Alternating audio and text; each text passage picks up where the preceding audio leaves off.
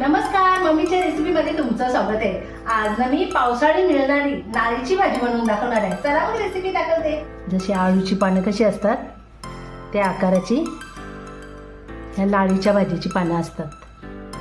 नाळीची भाजी बनवायला लागणारे साहित्य, ही नाळीची भाजी कापून धुवून स्वच्छ घेतलेली आहे मी निवडून।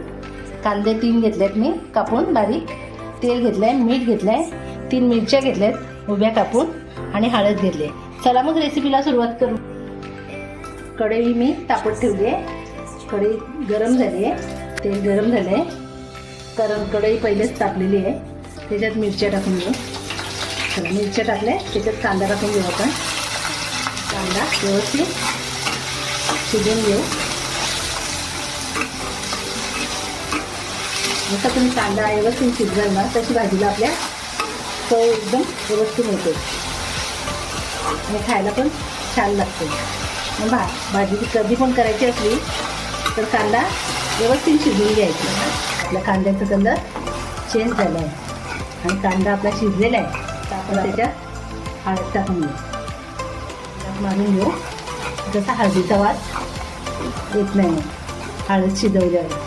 त्याच्यात आता आपण नाळीची भाजी घेतलेली आहे ती टाकून थोडीशी भाजी टाकून घ्यायची आणि जरा तिला व्यवस्थित ढवळून घ्यायची। ही थोडी टाकली मी आणि कांद्यामध्ये मिक्स करून घेतली, परत ही थोडीशी टाकायची आहे। या भाजी आपल्याला दिसायला खूप दिसते पण ती शिजल्यावर एकदम कमी होते।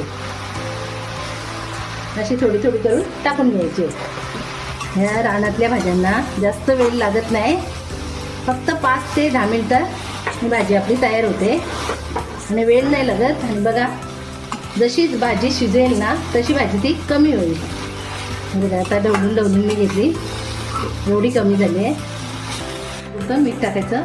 मीठ कधी पण कमी टाकायचं, कारण भाजी शिजली ना तर भाजी कमी होते, म्हणून मीठ कमीच टाकून घ्यायचं पहिल्यांदा। त्याच्यावर आपण 1 मिनिटासाठी खाली झाकण ठेवायचं आहे।